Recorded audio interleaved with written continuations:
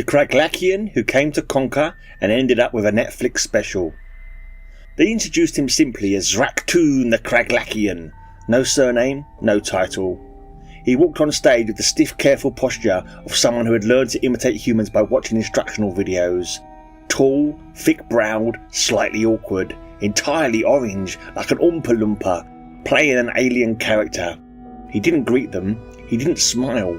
He simply began speaking, as if continuing a conversation he'd been having in his head for years. "I came to America with a mission," he said. "A very serious mission. Observe, report, prepare the way for conquest. You know, the usual immigrant story." A ripple of laughter moved through the room. He didn't acknowledge it. "I lived among you for 2 years. I studied your customs. I watched many hours of your comedy. I learned that you enjoy 2 types.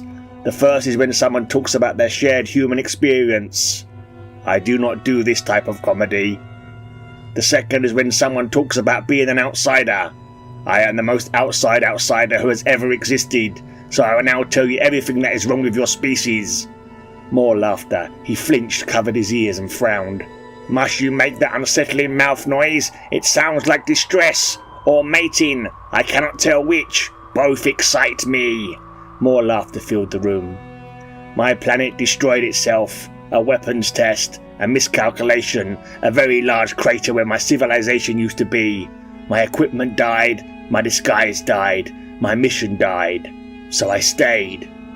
I am living the American dream now. Success, fame, richness. No longer the Kraglakian dream. Conquest, subjugation, destruction. It is a very different dream. Yours involves mortgages. Ours involved orbital bombardment. Both are stressful, but at least ours was quick." The audience roared. He continued unbothered. "I came here to kill humanity. Now the only place I kill is on stage. It is a much cleaner process. Far fewer lasers. Your applause is much nicer than your screams would have been." A wave of laughter rolled across the room. He waited for it to pass, not because he understood timing, but because he disliked being interrupted. "My people may have been ruthless, belligerent conquerors, many things you Earthlings considered terrible, but at least our healthcare was free. We were not monsters." A few knowing groans. He carried on. "Women seemed to want me. This was unexpected. On Kraglak I was considered visually disappointing. Here I am considered exotic and a bit of a snack. I do not know what that means. I assume it is a threat. On Kraglak being called a snack was very literal.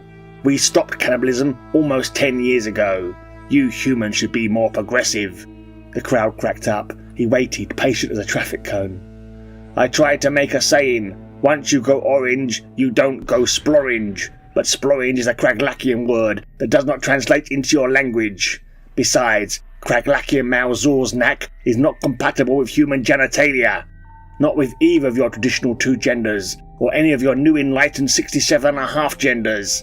I admire your creativity. We only had 3 genders on Kraglak, and one of them was seasonal." The room howled. He waited patiently for silence. "I do not understand black people. I do not understand white people. I do not understand any of your people. You are all inferior to Kraglakians. This is not an insult. This is simply biology. We evolved from apex predators. You evolved from things that hid in bushes and hoped for the best." A mix of laughter and gasps. The sweet spot for him.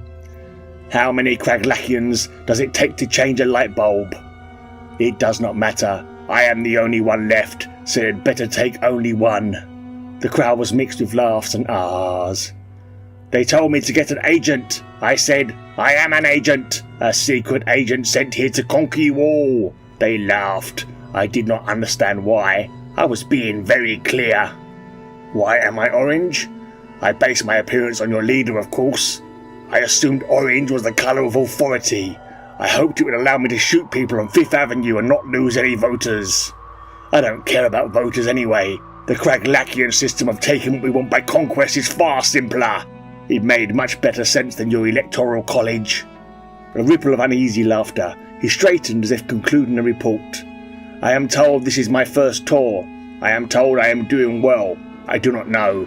I only know you keep giving me money to tell you the truth. This is very strange to me. On Kraglak, truth was punishable by vaporization. Here, it is a business model." He gave a small, almost imperceptible shrug. I like this planet. It is chaotic. It is loud. It is full of contradictions. But it is still here, which is more than I can say for mine. He bowed, a stiff, awkward motion he had clearly practiced, and left the stage. After the show, a woman slipped past security. She was tipsy, excited, and very determined. She wanted to meet the orange guy doing the alien bit. She found him in the backstage shower, not washing off makeup, not removing prosthetics, just orange, all over. And when he turned, she saw his Zork-snack, the one he'd warned them about, and fled screaming down the corridor. Zrak-Toon stepped out of the shower, towel around his waist, baffled. He called after her, voice echoing down the hallway. I did say my Zork-snack was incompatible!